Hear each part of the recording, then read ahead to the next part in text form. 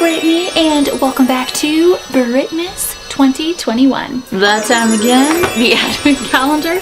Let's see what we got today. I'm getting better. I swear to God, this is... Okay. Relax. I'm calm. Why do we keep getting chocolate ball after chocolate ball after chocolate ball?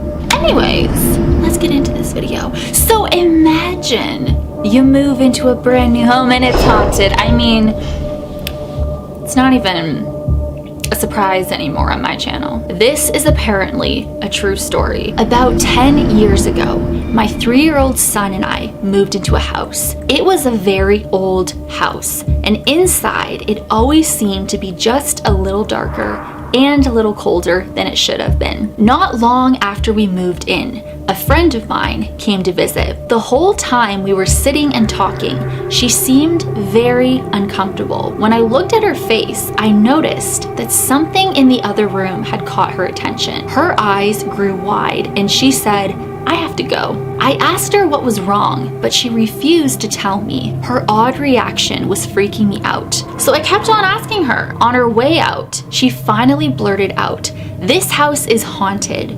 But she wouldn't tell me what it was that made her think so. To this day, she still refuses to tell me what she saw. About a week later, my 3-year-old son casually asked me who the old lady in the bathroom was. One day, as I was leaving for work, but once I got into the car, I realized I needed to run back in the house to get something. I walked in the house, and as soon as I got inside, this framed photo on the wall shot off the wall. It didn't fall down. It shot horizontally away from the wall, and it landed on the table with enough force to break some of the tiles off of it. I felt like whatever was in the house was pissed that I came back in after it thought I had left. After living in the house for about 6 months, I noticed a weird square cut into the boards on the deck. The hole was just big enough to fit through, and there was a ladder going down. For some reason, I went down and found myself in what looked like a homemade basement. It was basically just a room dug out of the earth, with no constructed walls or stone supports or anything like that.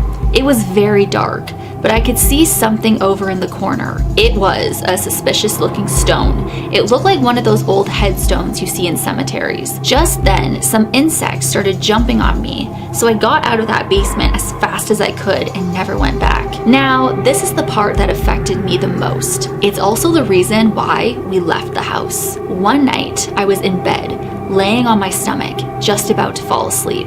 I heard someone walk into the room. The footsteps came from the doorway over to my bed. I didn't realize until later that the fact that I heard the footsteps was weird because the room was carpeted. When the footsteps reached my bed, I felt someone put their hands on my back. 2 hands just gently laid flat on my back and kept there. I assumed it was my son. "What are you doing?" I asked, but there was no answer. I looked up and no one was there. I got up and checked my son's bedroom, but he was in bed, fast asleep. We moved out soon after that. So I mean, is that enough for you to move out of a house? I think one of the creepiest things about the paranormal though is if you feel like you're being touched physically and you see nothing there, that is what freaks me out. I mean, of course, you don't see it, right? I think the fact that, this has always spooked me, the fact that they can see you, but you can't see them. I mean, in some cases you can see them. Maybe you'll see like an apparition or something, or a shadow or something like that. But if you are feeling physically touched, or you feel a presence in the same room as you, and you feel as if you're being watched, those are the moments I think are the creepiest. Because you know that they can see you. It could be one spirit, it could be a bunch of spirits. But you don't, I got so many chills thinking about that. They can see you. Crystal clear. You're in their house.